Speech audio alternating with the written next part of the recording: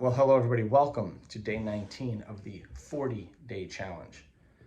I am going to address very quickly a couple of emails that I received. This will be very fast, I promise, regarding the COVID thing that I put out. Let me just be very clear. All of you seem to agree with me on what I'm saying in terms of full transparency and information. And this is literally 7 people, all have with some version of, but the population needs to be led by the government and what's best and whatnot. This has nothing to do with what I'm saying. So first of all, I'm just saying that we deserve full transparency of all of the information, and then we should be able to filter things out. And what people seem to be saying back is that, it's the job of our government to do that, which is exactly why I said to all of you that there have been mistakes in science many times where in hindsight we realized done more harm than good. I talked about calcium supplementation. I talked about low-fat diet. I talked about cholesterol. I talked about, now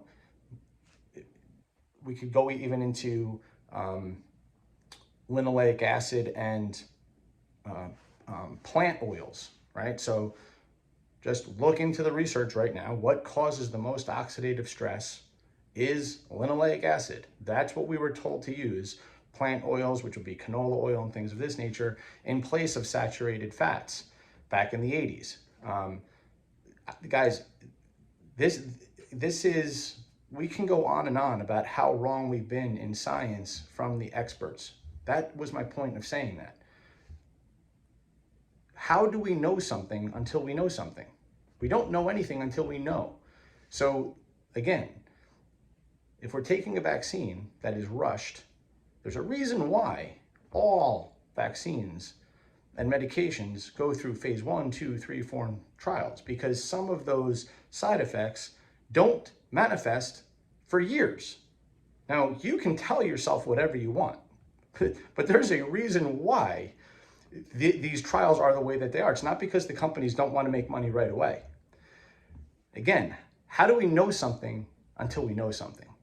I am not saying that you shouldn't take the vaccine. What I'm saying is that this information should be available for you to contemplate and then consider which populations should be vaccinated and which populations should not. Now, if you did not listen to the podcast that I put out, then don't bother replying to me. This all has to do with a podcast that I put out that is with a scientist that worked on the mRNA vaccine, a PhD in evolutionary biology, and a general practitioner who was speaking specifically on the Ivermectin situation. And if you're unaware of the Ivermectin situation, and people are telling me that things today are not banned on YouTube. What? Guys, in Q1 of 2021, almost 10 million videos were taken down, many of them revolving around COVID. When you look at the conglomerate of companies that YouTube is affiliated with, there's a narrative, guys. And if you're unaware, you should be aware that there's a narrative that is being given to the public that is designed to align a certain way. Now, if you don't realize that in the past, our government and many others throughout the world have had nefarious motives on a great many things, then you simply don't know your history. And if you want to have this conversation, continue to email me and I will list for you dozens and dozens. This is not conspiracy theory. This is what we know for a fact, that there were nefarious motives from people that were in charge that led to a tremendous amount of suffering in the long term. And I'm just giving you policies in the 80s, 90s, and 2000s with food. Guys, come on, man. I mean, I don't understand, the umbrage from which you guys are coming from, it acting like you don't know what I'm talking about. So hopefully gets to it. So when it comes to losing weight, guys, I already mentioned linoleic acid. I've mentioned this in several previous videos, so you guys know this is not a new topic. But if you look in the UTC manual, those of you that have it, if you don't, it's okay. But one of the things that I talk about is trying to get a good mix of fats. Now, linoleic acid is considered a polyunsaturated fat. Other polyunsaturated fats would be your omega-3s. Right? So if we think about polyunsaturated fat first, and an umbrella, if you think about thirds here, a third monounsaturated, that's 1/3. Another third is saturated, and another third is polyunsaturated. Polyunsaturated, all these can be broken down further into other acids. That's why you have, omega-3s, 6, 9s, right, 12. So we're talking specifically about a type of omega-6 called linoleic acid. There is another one, not to be confused with conjugated linoleic acid. These are two different molecules, okay? We're talking specifically about linoleic acid, and here's what you need to be aware of. I mentioned it previously. Linoleic acid takes a couple of years to fully clear out of your fat cells. It is the most prone to oxidative stress, and to remind all of you, it is oxidative stress that at the end of the day causes almost all disease. At the end of the day, it's oxidative stress. Going to say this again, back in the early 80s, it was believed, hey, you know what, if we use plant oils, because plants must be great for you, instead of animal fats, this is going to solve the problem of heart disease. Again, we realized that not only did it not solve the problem, people got fatter, people got type 2 diabetes, and when you look at the mechanism by which this is happening, I'll be less specific than I was in the past, but at the end of the day, it comes down to the electron transport chain inside of your cells. So inside of your cells, everything breaks down into electrons inside of mitochondria, and it is at those complexes in the mitochondria, the electron transport chain, where you can accumulate a lot of oxidative stress within those complexes.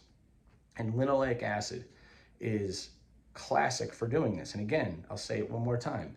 Once you try to reverse the amount of linoleic acid that you're eating over time, that's great, meaning you're trying to get more omega-3s and less linoleic acid, which again is an omega-6.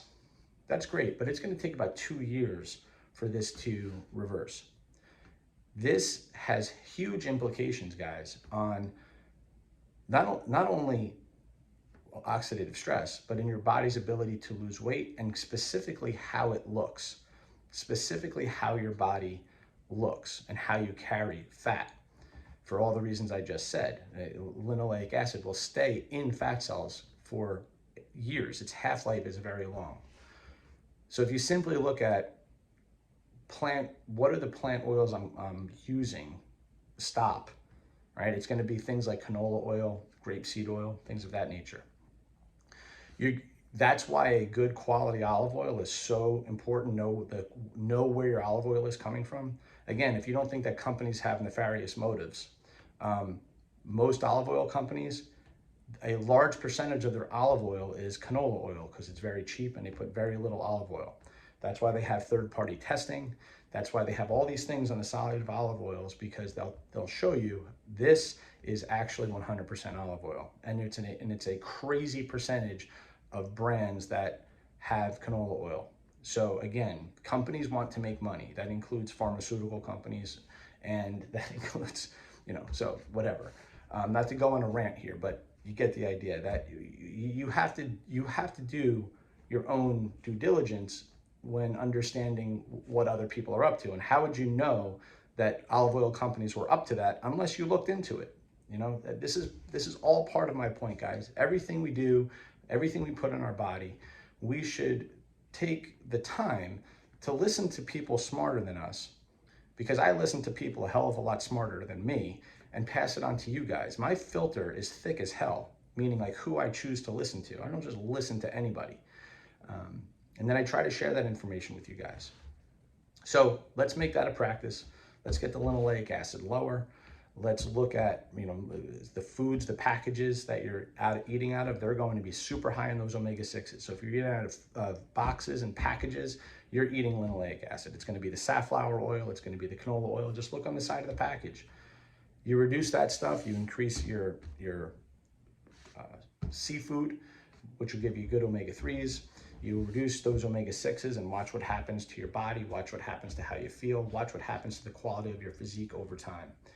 And like I said, you're going to be causing a hell of a lot of oxidative stress downstream. There's strong arguments that this is one of the main mechanisms by which heart disease starts to become a problem. And I put links in yesterday's video to 3 different experts talking about heart disease. And in one of them, they speak specifically about linoleic acid for 2 hours. So if you want to listen to that, great. And this is all over the place, guys. You can listen to 20 different experts talking about linoleic acid because it's so obvious now. Again, it wasn't obvious in the 80s, but it was policy.